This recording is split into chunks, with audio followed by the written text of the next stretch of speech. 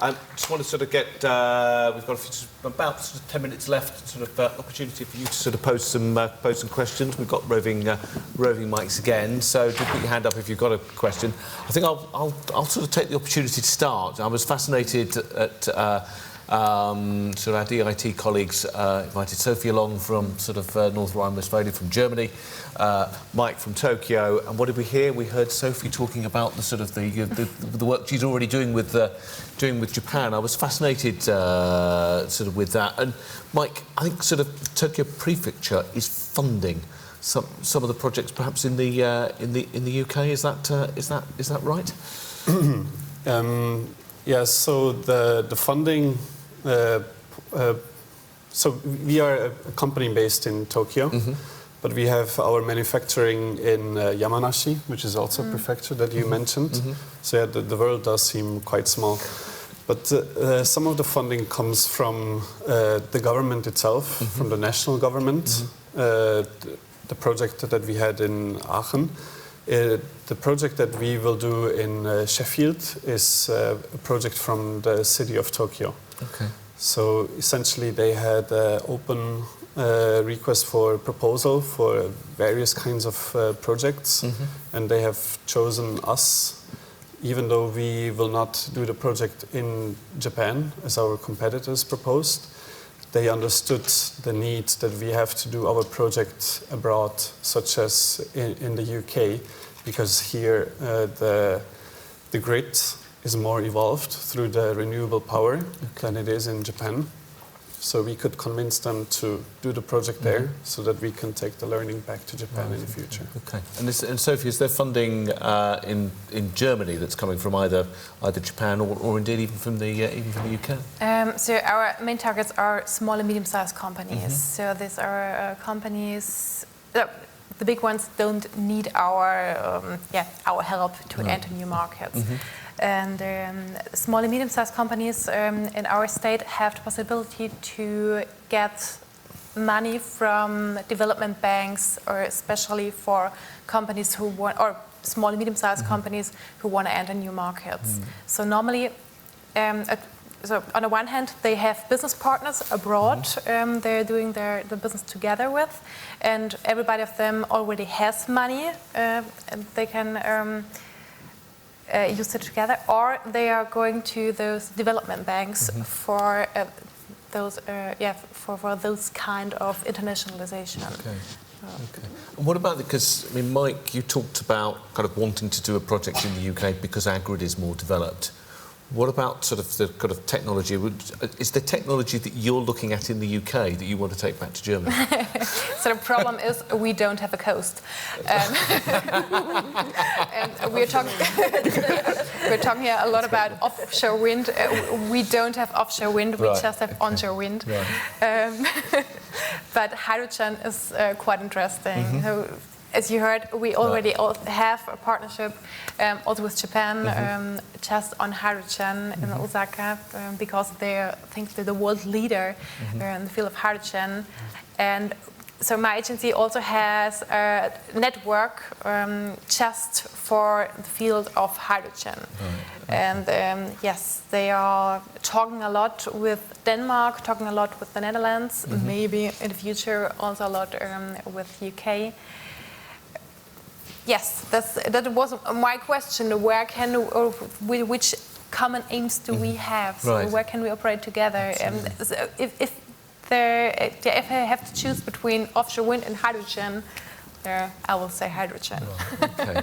And Emma, I mean, you know, wind. Well, Ørsted is very much an international company, and I think the final map you put up showed how you're working across the world. I mean, how are you sort of, you know, where's Ørsted learning from, or where is Ørsted selling its technological advances to?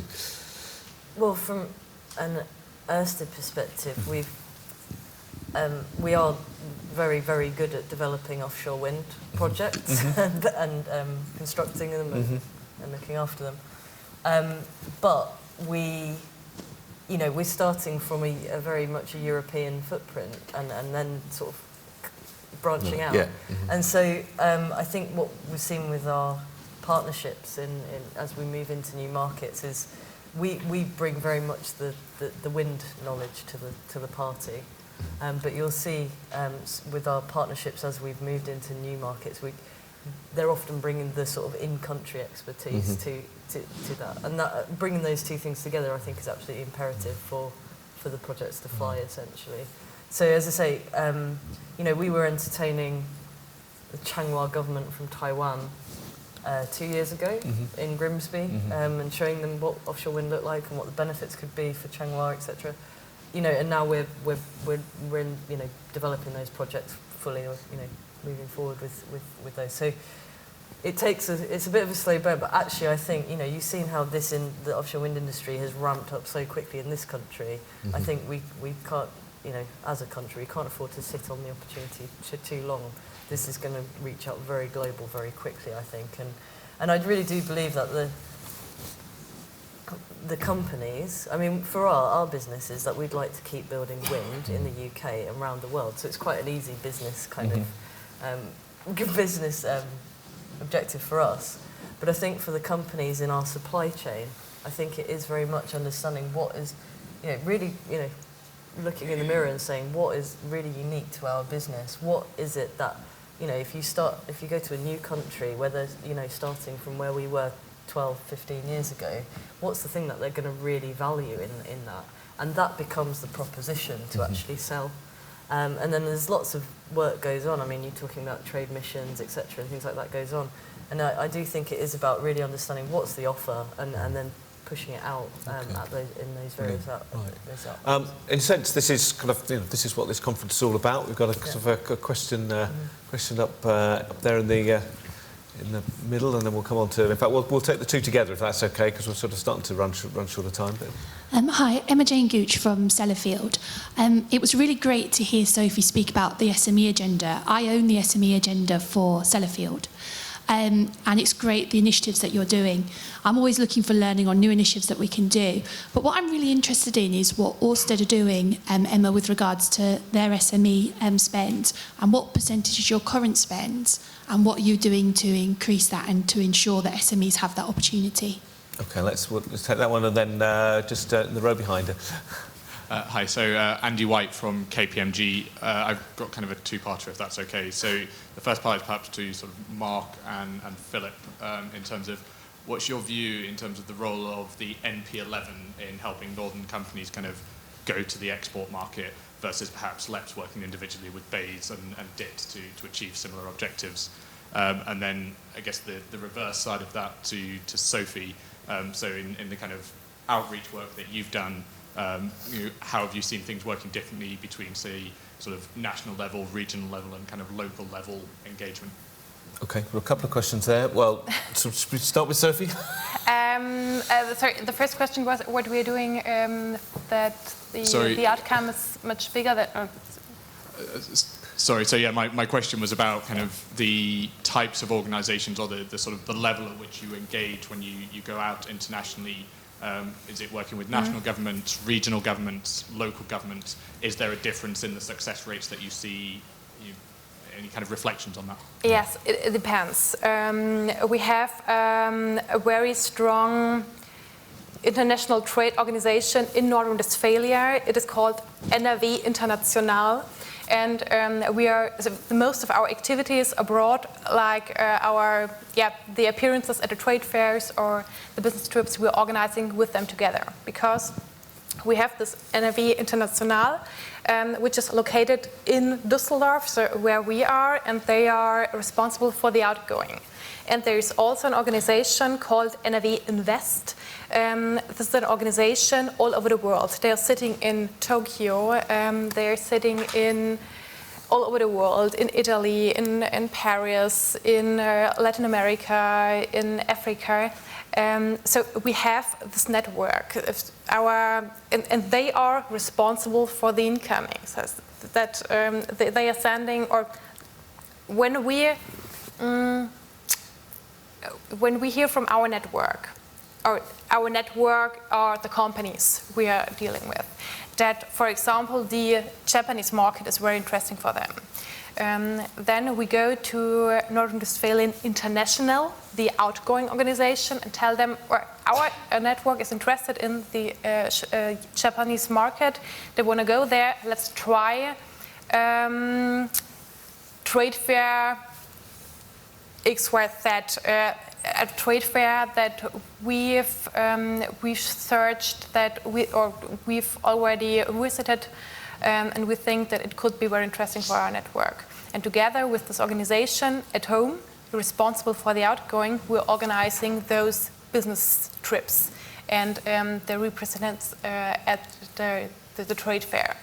It is also financed via this organization. For example, a wind turbine company just has to pay 500 euros to go with us to Osaka or to Japan to this trade fair. The rest of the money comes from the federal state. So they're also financing that. So we are working with the organization at home and abroad on a one case. If I have a little bit of time, then I can tell. Yeah, okay, pick up. Why don't you just also pick up the sort of the question about sort of? I think the question was that there are sort of small companies are generating new ideas about new technologies and fast moving sort of, and those companies can be generating sort of really interesting export opportunities. Are you able to sort of grasp those, make those part of your offer into Germany? What opportunities do you create for those small companies to sell those innovative ideas that they've got? Yeah, to be honest, we just have small companies or small and medium-sized companies, because the big ones are so big that they don't need our help.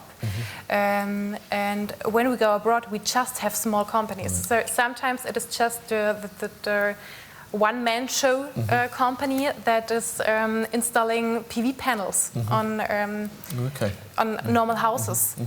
So 2 years ago, I've been in Iran, and we had some medium-sized companies, but also those one-man show companies. And so it is always a mix between them. So they get the same, or they can also use the same instruments like the bigger ones. Okay, that's really interesting. Let's pick up Emma. Yeah, did you say Sellafield? Yeah, so obviously probably the more local projects to Sellafield are projects off Barrow. So I guess, we've got a number of wind farms off Barrow, in fairness, including presently the largest wind farm in the world, which is Walney Extension, which opened September last year officially. And I guess there's numerous ways. I mean, I mentioned some of those in my first slide. So, you know, one aspect is as we come up to the development phase of the wind farm will involve community, etc. But particularly when we move into sort of procuring the elements of, you know, through construction.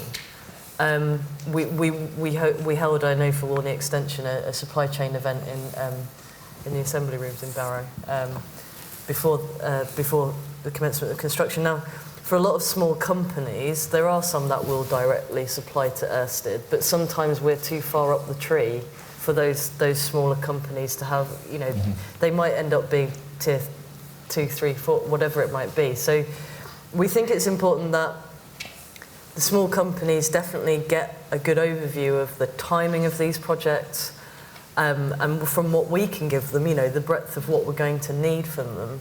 But that's where, when we structure our supply chain events, we then bring our tier, the next tier down, so that at least it's starting to reach down into the tiers, so that they can say, you know, these are the things we need to deliver our contract for Ørsted, and this is where we need them and when, and things like that. So we've done that kind of stuff, and then similarly for operations as well. I think obviously once the turbine's in, it's just like looking after a motor car. It has to be maintained every year, and obviously so that means that we have those facilities. Those turbines need to be maintained for at least 25 years of their lifetime.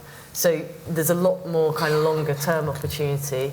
It might not be as big as the construction opportunity, but it's its long-term sustainable opportunity, and that's where we see a lot of the smaller local businesses really being able to obtain that opportunity. Very conscious of keeping people away from tea. 2 sentences from Mark, and perhaps we'll pick up the MP11 stuff separately afterwards. A couple of sentences from you, and then we'll come back to Mike, and then we'll sort of close. I think just pick up the MP11 thing. I think what it gives us, if anything, gives us a scaling, because this industry, we can say we're great at offshore wind or we're great at hydrogen. We're not. We're great at elements of it, and the more we break these industries down, we understand where we're great, but equally where we're not as strong. And also it means that if we may have one company in Liverpool, there might be one in Manchester, one in Leeds, one in Hull. By bringing those together, that suddenly makes a trade delegation, that makes a viable supply chain set of options for a new investment. And I think that's the critical element about bringing those together. We can't be too parochial with this. It's very easy to get into a very small scale market, where actually this is not what we're looking at, and we all lose out at that point. Right. Brilliant. And final word to Mike. Or final words to Mike. Final words. Well, final words, I would say, we'll be very excited to be in this region. We can clearly see a lot of eagerness, despite of or maybe just because what's happening in these months and coming months. And hopefully we can establish here some good partnerships and then grow from the UK to Europe and then worldwide. Okay, brilliant. Well, we'll look forward to that. And as I said a couple of minutes ago, I think in many respects that's what this conference is about. It's the business opportunities for the whole of the North. So, fascinating session. If we can thank our panel and then let you get away for tea.